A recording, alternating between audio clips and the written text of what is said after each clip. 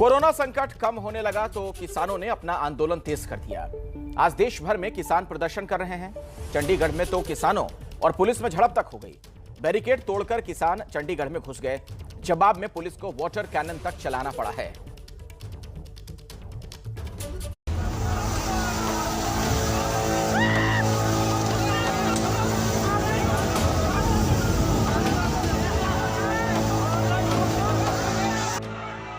सात महीने से कृषि कानूनों के खिलाफ किसानों का आंदोलन जारी है। दिल्ली से लेकर पंजाब तक किसानों का विरोध प्रदर्शन। मोहाली चंडीगढ़ बॉर्डर पर किसानों और पुलिस के बीच हुई झड़प।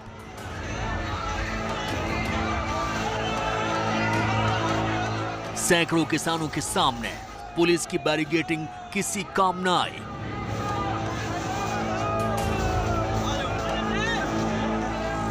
ट्रैक्टर लेकर चंडीगढ़ में घुस गए किसान।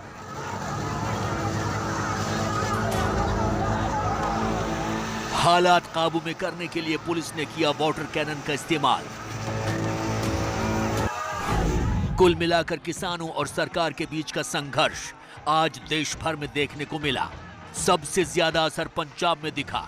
मुख्य रूप से चंडीगढ़ इस संघर्ष का मैदान बन गया, जहां पुलिस के लिए चुनौती बहुत ज्यादा बढ़ गई।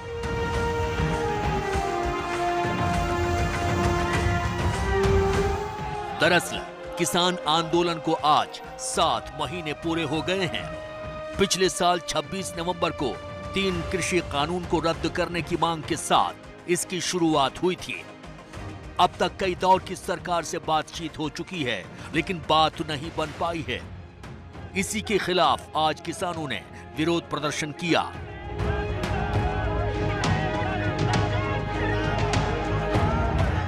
किसान आज खेती बचाओ लोकतंत्र बचाओ दिवस मना रहे हैं। इसके तहत देश भर में किसानों के राजभवन घिराव का प्लान था।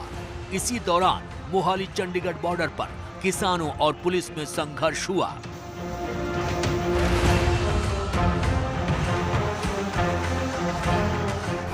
दिल्ली के सीमाओं पर किसान आंदोलन को आज 7 महीने हो गए हैं।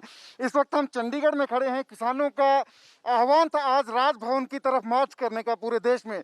आपको विजुअल्स दिखा रहे हैं कि किसान जो हैं पैदल मार्च कर रहे हैं, हाथों में झंडे लेके किस तरह से मार्च कर रहे हैं। चंडीगढ़ पुलिस के तमाम इंतजाम को जो है वो धत्ताते हुए लगातार मार्च करते हुए बढ़ रहे हैं। दिल्ली में भी किसानों का उपराज्यपाल को ज्ञापन सौंपना था, लेकिन किसानों की उनसे मुलाकात नहीं हुई। बताया गया कि उन्हें कोरोना हो गया था, जिसके बाद उनका लोगों से मिलना जुलना बेहद कम हो गया है।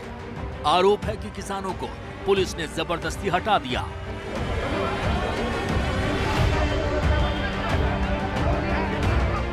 एलजी साहब ने 1 मिनट देने से मना किया। वो कहने लगे उनकी तबीयत खराब है। मैंने कहा आप वीडियो कॉन्फ्रेंस करा दो। तबीयत खराब है, वो अपने बेडरूम से वीडियो कॉन्फ्रेंस कर दें और वीडियो कॉन्फ्रेंस के माध्यम से हम अपनी बात कह देंगे। लेकिन तैयार नहीं हुए और अल्टीमेटली पुलिस के माध्यम से जबरन उठा के गाड़ियों में डाल के, और ये हमें पता नहीं कहाँ ले जा रहे थे। अभी आपने ज्ञापन की कॉपी फिर ज्ञापन नहीं देंगे हम नहीं देंगे। अगर एलजी साहब नहीं लेते हैं तो नहीं देंगे। ऐसा ज्ञापन देने की आवश्यकता नहीं है। जिस एलजी के पास 60 सेकंड नहीं है, अपने लोगों को देखते हैं कहाँ हैं और उसके बाद अपना एक्शन लेंगे नेक्स्ट। इधर दिल्ली के गाजीपुर बॉर्डर पर किसान नेता राकेश टिकैत ने भी आंदोलन को और ज्यादा तेज करने के संकेत दिए हैं। उन्होंने कहा है कि अगर उन्हें रोका गया तो हजारों किसान दिल्ली कूच करेंगे। 2 यात्राओं का प्लान करा है। अगले महीने फिर 2 यात्राएं चलेगी। एक शामली से चलेगी 9 जुलाई को, वो 10 जुलाई को सिंघू बॉर्डर पहुंचेगी। दूसरी यात्रा बिजनौर से चलेगी। बिजनौर और मेरठ के उसमें लोग रहेंगे, वो 24 जुलाई को चलेगी और वो 25 जुलाई को यहाँ पर पहुंचेगी। तो 2 यात्रा का अगले महीने का प्लान है। जाहिर है कोरोना का संकट अब धीरे धीरे कम हो रहा है। किसान आंदोलन पर भी इसका असर पड़ा था, लेकिन अब संकट कम होने से किसान आंदोलन को तेज किया जा रहा है। किसान नेताओं का कहना है कि सरकार ये न सोचे कि वो थक गए हैं। 2024 तक का हौसला तो हमारा है अभी, और 24 के बाद आगे भी जा सकते हैं और इनको सबक सिखाएंगे हम 2024 में। पर जैसे ही कोरोना का थोड़ा सा ठहराव आया है, वैसे ही हमारे कार्यक्रम फिर से स्टार्ट हो रहे हैं और पूरी नई ऊर्जा, नई जोश के साथ में किसान पूरी ताकत से, अब किसान को गुस्सा और ज्यादा है। जाहिर है 7 महीनों से ये संघर्ष जारी है। बीच में रफ्तार कम हुई थी, लेकिन अब एक बार फिर आंदोलन तेज होता दिखाई दे रहा है। किसानों की मांग वही है कि सरकार जो 3 नए कृषि कानून लेकर आई है, उन्हें वापस लिया जाए।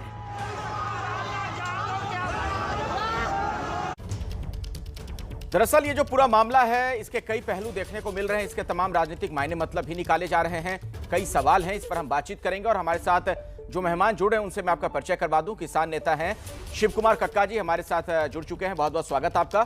दिल्ली यूनिवर्सिटी के प्रोफेसर अवनिजेश अवस्थी हमारे साथ मौजूद हैं और मुंबई से हमारे साथ सीनियर जर्नलिस्ट आलोक मेहता साहब भी जुड़ चुके हैं। कक्का जी, सबसे पहले तो मैं आपके पास ही आना चाहूंगा। आप किसान नेता हैं, लंबे वक्त से आप लोग आंदोलन कर रहे हैं। आज 26 जून को हमारी आपकी बातचीत हो रही है और अगर मैं सही हूं तो 26 नवंबर को आप लोगों का आंदोलन शुरू हुआ था, यानी कुल 7 महीने आज हो गए। 7 महीने, लगभग 11 दौर की बातचीत, इसके बावजूद किसी हल पर क्यों नहीं पहुंच पा रहे हैं आप लोग?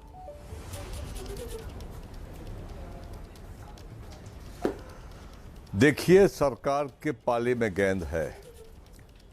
11 राउंड हमने बात की है और 12वें राउंड भी बात हमारी अमित शाह जी के साथ और कुछ मंत्रियों के साथ हुई थी। सरकार की हठधर्मिता है। सरकार ने इस देश के अन्नदाता को बगैर विश्वास में लिए ये 3 काले कानून लेकर आई। हम लोगों ने इसका विरोध किया, अध्ययन किया और 11 राउंड में बिंदुवार एक पॉइंट पर चर्चा हुई है। तो सरकार ने कहा कि हम इसमें संशोधन करने को तैयार हैं। जब हमने कहा कि कोई कानून काम का है ही नहीं है तो इस पर संशोधन की बात नहीं है, इसको आप पूरे रद्द करिए और अच्छा वातावरण बनाकर, अच्छा माहौल बनाकर फिर से चर्चा की जाएगी। पर सरकार इसको राजी नहीं हुई है। जब एक तीनों कानून पर चर्चाएं नहीं हो पाई तो हमने कहा, खासतौर से मैंने कहा कि भाई एमएसपी पर गारंटी का कानून, जब प्रधानमंत्री मुख्यमंत्री थे, गुजरात के कमेटी के चेयरमैन थे वो, उन्होंने मनमोहन सिंह जी को पत्र लिखा था उस कमेटी के मिनट्स में कि एमएसपी को गारंटी का कानून बनाया जाए। तो हम वही कह रहे हैं जो पहले पीएम ने कहा था कि आप गारंटी पर कानून पर चर्चा करें, इस पर पारित करें, तो उससे ये होगा कि अच्छा वातावरण बनेगा और वातावरण बनेगा तो कोई हल निकलेगा। पर सरकार उसको टालती रही। अमित शाह जी ने कहा कि 16 लाख करोड़ पर सरकार पर बोझ पड़ेगा, तो हमने कहा कि नहीं पड़ेगा, क्योंकि आप जो उपज हमसे खरीदेंगे उसको बाजार में बेचेंगे तो 16 लाख करोड़ आपको पूरे नहीं देना है, मुश्किल से 1.5 से 2 लाख करोड़ का खर्चा आपके ऊपर आएगा। पर सरकार एमएसपी पर भी गारंटी देने को तैयार नहीं है, कानून बनाने को तैयार नहीं है। हम लिख के दे देंगे, हम आश्वासन दे रहे हैं, संशोधन करा लो। तो सरकार संजीदा नहीं रही है इन हालात से निपटने के लिए और चर्चा बंद हो चुकी है जनवरी में। ठीक है, आज इतना समय हो गया है। प्रधानमंत्री जी ने कहा अपने जनवरी के भाषण में कि एक फोन कॉल दूरी पर है, तो वो फोन नंबर कौन सा है हमको आज तक नहीं मिला है। फिर कहा कि दरवाजे खुले हैं, कौन से बंगले के दरवाजे खुले हैं दिल्ली में, भाई बता दीजिए आप, हम वार्ता के लिए चले जाते। हम आज भी वार्ता को तैयार है, हमें पूरा पता है कि डायलॉग से ही हल निकलेगा।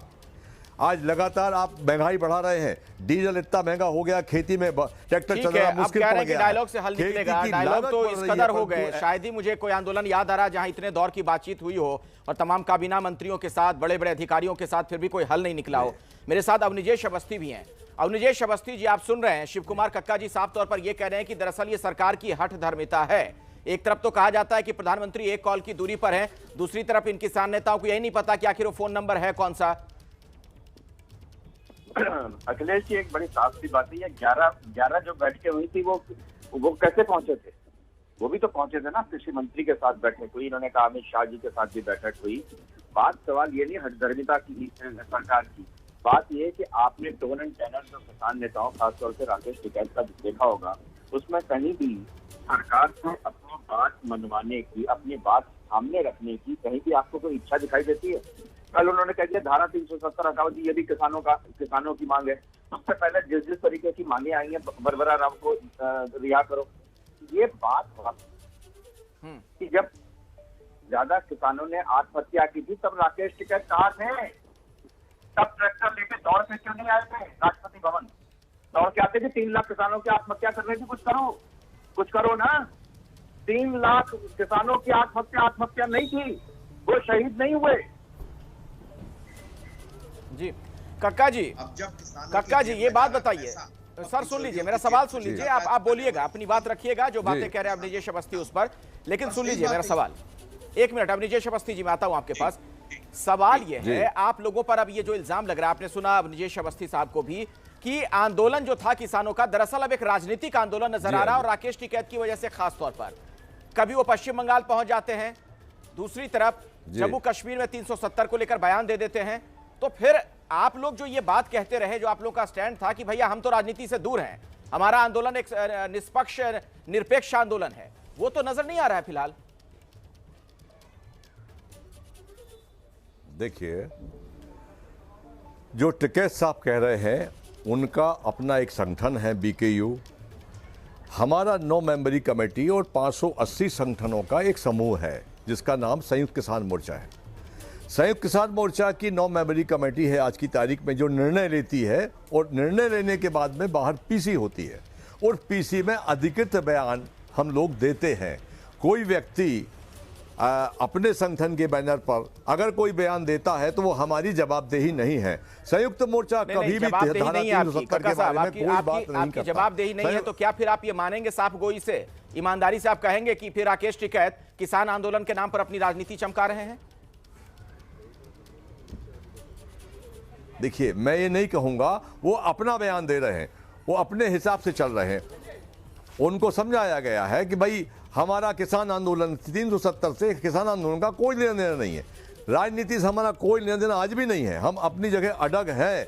मगर निश्चित तौर से 370 जैसा बयान जो है वो ठीक नहीं है, वो उनके बैनर से दे रहे हैं, उसके लिए वो जवाबदेह हैं। उनसे आप पूछिए कि आपने ये बयान दिया है, क्यों दिया है। नहीं, उनसे तो पूछा जाएगा, लेकिन अगर आपके वो साथी नहीं हैं आंदोलन में, आपको पता है कि आंदोलन सामूहिक होता है, अगर आपका कोई इतना वरिष्ठ साथी इस तरीके की बयानबाजी कर रहा है, पश्चिम बंगाल चुनाव तक में पहुंच जाता है बीजेपी के विरोध के लिए, तो फिर सवाल तो खड़े होंगे ना, आप लोग की मंशा भी सवालों के घेरे में आ जाएगी। तो आप लोग क्या उन्हें कह रहे हैं कि इस तरह की चीजें आप ना करें, वरना आंदोलन से अलग हो जाइए फिर आप?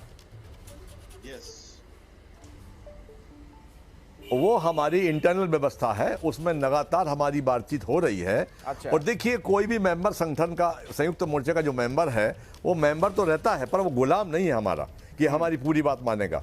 परंतु ये बात तय है कि आंदोलन के जो मुद्दे हमारे हैं, कक्का जी, आपने जो बात कह दी उससे तो एक सवाल ये खड़ा हो जाएगा, तो फिर ये किसान आंदोलन में क्या अपनी डफली, अपना राग वाला हिसाब किताब है? आलोक मेहता जी, कहीं ऐसा तो नहीं कि राकेश टिकैत इसी आंदोलन के बहाने अब उत्तर प्रदेश चुनाव को साधना चाह रहे हो, कहीं वहां उनकी नजर हो? देखिए अखिलेश जी, कक्का जी बहुत वरिष्ठ हैं किसानों का प्रति, सचमुच पे उनका एक अपना एक खुद का हो रहा है, प्रयास रहा है, सबको मिलकर कोशिश कर रहे हो। किसानों के समर्थन में आप और हम सब हैं। लेकिन आपने जो मुद्दा उठाया, ये सही बात यह है कि पंजाब और उत्तर प्रदेश के चुनाव को ध्यान में रखकर इसमें उतार चढ़ाव करना, 370 की बात तो छोड़िए, नक्सलियों को रिहा करिए। कोई महाराष्ट्र की किसी जेल में बंद है, नक्सली आरोप में अदालत ने भेजा हुआ है, अदालत नहीं मानती, उसके लिए भी इनके लोग वहां पोस्टर लगाते हैं। क्या इसे राजनीतिक आंदोलन नहीं कहेंगे? दूसरा, मैं अभी महाराष्ट्र में हूँ, उसमें आया, वापस आ जाऊंगा कल परसों दिल्ली। लेकिन सवाल ये है कि महाराष्ट्र में, मध्य प्रदेश में, दूसरे और अन्य राज्यों में जो दूर हैं, कहीं पर भी एक भी, चूंकि किसान खुश है, यदि उसको हजारों करोड़ों रुपया मिल चुका है, एक एक किसान को हजारों रुपया मिल चुका है, तो उसके बाद उसके खाते में सीधा गया है। आंकड़े सरकार बताए, मैं उसकी कोई सरकार की पक्षधारी नहीं कर रहा हूँ। मेरा मानना है कि केवल पंजाब का और पश्चिम उत्तर प्रदेश का किसान है, और मेरे मध्य प्रदेश का, गुजरात का, महाराष्ट्र का किसान, असम का किसान नहीं है। ये जो दादागिरी है, और राकेश की तो ये पहले जितने चुनाव लड़ चुके, और आज ये कहना कि ये तो देखिए साहब ये अलग है, कल आप समझौता क्या करेंगे? प्रधानमंत्री बात भी करेंगे, नरेंद्र सिंह बात कर रहे हैं, उसमें एक आदमी कहता जी मैं तो नहीं मानता। ये तो कोई बात है समझौता? जो लोग ट्रक चढ़ाते हैं, हत्या करते हैं, लाल किले पर चढ़ जाते हैं, पुलिस वालों की हत्या कर देते हैं, पत्रकारों को मारने की कोशिश करते हैं, वो लोग किस मुंह से बात कर रहे हैं कि किसानों का आंदोलन है? भारतीयों का आंदोलन कहिए। किसानों का आंदोलन होता तो सबसे पहले जवाब दीजिए शिव कुमार कक्का जी, फिर मैं अवनीश अवस्थी साहब के पास जाऊंगा। हाँ जी, इनसे पूछिए क्या उन पर टैक्स लगाने के लिए तैयार है? मेरा और आपका टैक्स तो 1000 पे 300 रुपए लगता है। क्या बड़े किसान जो कई करोड़ कमाते हैं उनके ऊपर टैक्स लगाने की मांग पहली रखे? शिव कुमार कक्का जी, हाँ, सब पर टैक्स लगाइए। गरीब किसानों का आंदोलन होता तो उनसे पैसा लिया जाता, जो आड़तियों से पैसा लिया जाता। जवाब दीजिए आलोक मेहता जो कह रहे हैं। शिव कुमार कक्का जी, जी पूछिए, क्या पूछ रहे हैं? कई बातें कह गए आलोक हेलो। मेहता जी, और खास तौर पर जो इस आंदोलन की आड़ में राजनीति हो रही है उस पर उन्होंने भी सवाल खड़े किए हैं। और बहुत बड़ा सवाल ये खड़ा होता है जो आप बार बार कहते हैं ना, राकेश टिकैत को लेकर आप लोग पल्ला झाड़ लेते हैं कि वो निजी बयान देते हैं। ये भला कैसे संभव? एक तरफ आपके साथी भी हैं, किसान आंदोलन में साथ साथ हैं, हर जगह नजर भी आते हैं, टीवी कैमरों के सामने भी दिखते हैं, दूसरी तरफ वो राजनीतिक बयानबाजी करें तो आप कहते हैं क्यों अलग हैं? देखिए, एक बात मैं आपसे पूछ रहा हूं, बड़ी अच्छी बात है। राष्ट्रीय स्वयंसेवक संघ का प्रचारक भाजपा में संगठन मंत्री होता है और राष्ट्रीय स्वयंसेवक संघ कहता है कि हम नॉन पॉलिटिकल हैं, सब कुछ राष्ट्रीय स्वयंसेवक तय करता है, पर वो फिर भी वो नॉन पॉलिटिकल है। विद्यार्थी परिषद नॉन पॉलिटिकल है, भारतीय किसान संघ नॉन पॉलिटिकल है और पूरी पार्टी चलाते हैं, ये सब जानते हैं। हमारे साथ ऐसा नहीं है, अलग अलग संगठन है, अलग अलग विचारधारा के लोग हैं, अपनी अपनी उनकी विचारधारा है। पर जो मैं 9 मेंबरी कमेटी कह रहा हूं आपसे, उस किसी जवाबदेह मेंबर का ऐसा बयान नहीं है। और जो बरबरा राव की जो मांग जिन व्यक्ति ने की थी, भाई साहब कह रहे हैं, ठीक कह रहे हैं, उसका मैंने बड़ा कड़ा विरोध किया था कि ऐसे किसी व्यक्ति की हम मांग नहीं करेंगे। हमारी केवल 3 मांगे हैं, 3 काले कानून, एमएसपी पर गारंटी, इसके अलावा चौथी कोई मांग नहीं है। ना बरबरा राव की है, ना आंदोलन लंबा चलता है, इस प्रकार की व्याधियां आती हैं, इस प्रकार की दिक्कतें आती हैं। महात्मा गांधी जी का आंदोलन चला था, पहले आंदोलन में 22 लोग की हत्या हो गई थी, गांधी जी ने आंदोलन वापस ले लिया था। तो आंदोलन लंबा चलेगा तो कुछ ना कुछ उतार चढ़ाव आएंगे। 26 जनवरी घटना घटी, बड़ी दुर्भाग्यपूर्ण, तमाम घटनाओं के बावजूद भी आंदोलन चला ही रहे हैं, आपने कहा आंदोलन वापस ले लिया? ये आज़ादी की लड़ाई थोड़ी है, ये तो किसान की लड़ाई है और हमारी सरकार से लड़ाई है। हम कोई सरकार से बाहर थोड़ी है, हमने सरकार चुनी है, हमारी सरकार है, हमारे प्रधानमंत्री के सामने हम बैठे हुए हैं, रिक्वेस्ट कर रहे हैं कि साहब वार्ता कीजिए, हमको इन कानून की जरूरत नहीं है। जी जी, अवनिजेश अवस्थी जी, बात बताइए जरा। एक तरफ तो किसानों को अन्नदाता कहा जाता है, दूसरी तरफ यही अन्नदाता आज 7 महीने से, तमाम मौसम बदल गए दिल्ली एनसीआर के आसपास, लेकिन उसकी सीमाओं पर डटे हुए हैं। आखिर उनकी कोई सुध इस तरीके से क्यों नहीं ली जा रही कि आंदोलन खत्म हो? अगर वाकई में उनकी कोई मांग है तो फिर उसका कोई हल क्यों नहीं निकल पा रहा है? दिक्कत कहां है सर? अखिलेश जी, सुध न ली होती तो 11 बैठकें न होती। 11 बैठकें हुई हैं और तमाम किसान नेताओं से बातें, शिव कुमार जी जैसे नेता से बातचीत हो सकती है, इनसे कोई दिक्कत नहीं है। लेकिन इनको भी उन फर्जी नेताओं को जो अपनी राजनीति चमका रहे हैं, अपनी राजनीति की जमीन तलाश रहे हैं, जो इलेक्शन लड़ चुके हैं, राकेश टिकैत जैसे लोग, उनको जब तक ये आंदोलन से बाहर नहीं करेंगे, आंदोलन सफल नहीं हो पाएगा। ये बड़ी साफ सी बात है, कोई भी बात सफल नहीं हो पाएगी। आप एक बात बताइए कि आपने कहा कि पराली जलाने पर जो जुर्माना है वो वापस लो, केंद्र सरकार ने वापस ले लिया। और पंजाब सरकार, जहां के किसान यहाँ पर आकर के हल्ला गुल्ला कर रहे हैं, वहां पर कौन सा कानून है? वहां पर क्यों नहीं होता आंदोलन? क्यों नहीं होता आंदोलन? तो राजनीति है ना ये। वहां के मुख्यमंत्री कहते हैं यहां मत बैठो, रेलवे ट्रैक पर जाओ। ये प्योर राजनीति है जिसकी वजह से आज तक ये समझौता या ये आंदोलन खत्म नहीं हो पाया। ये आंदोलन तब तक खत्म नहीं होगा जब तक राजनीति खत्म नहीं होगी। किसानों के कंधे पर बंदूक रख करके जिस तरीके की गतिविधियां सामने आई हैं, जब कोई बलात्कारी पकड़ा जाता है तो राकेश कहते हैं कानून करेगा जी काम। अरे कानून करेगा जी काम, तो कानून तो कर रहा है काम। फिर ये कहते हैं जिन पे मुकदमे हुए उन पे वापस लो। ठीक है आलोक मेहता जी, अब मैं आपके पास आना चाहूंगा और एक बड़ा बुनियादी सा सवाल है। बार बार आप सुन रहे हैं, शिव कुमार कक्का जी को भी सुना आपने, तमाम किसान नेता इस कानून को काला कानून कह रहे हैं। अब सवाल ये कि संसद से ही तो कानून बनेगा ना, लोकतांत्रिक जो मुल्क है वहां पर यही तो व्यवस्था होती है। संसद से अगर कोई कानून बने, सीधे हम उसे काला कानून कह दें तो फिर कानून कहां बनेगा? क्या सड़क से कानून बनेंगे? देखिए अखिलेश जी, संसद है, सर्वोच्च अदालत है और इसलिए न्याय पर हमारा भरोसा है। किसानों का जैसा उन्होंने कहा कि गांधी जी की तरह आंदोलन की बात नहीं, चूंकि हम आजाद हो चुके हैं। मैं इसलिए कह ये सुझाव भी दें मांगों के साथ कि देश में सरकार तो उनकी है ना, वो संसद में प्रस्ताव रखा है।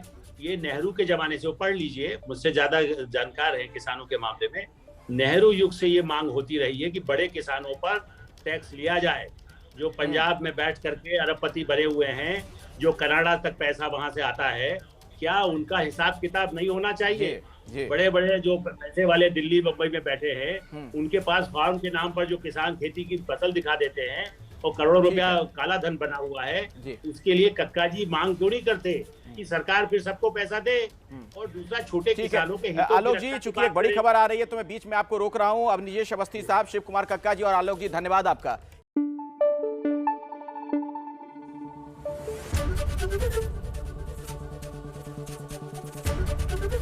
एबीपी न्यूज आपको रखे आगे।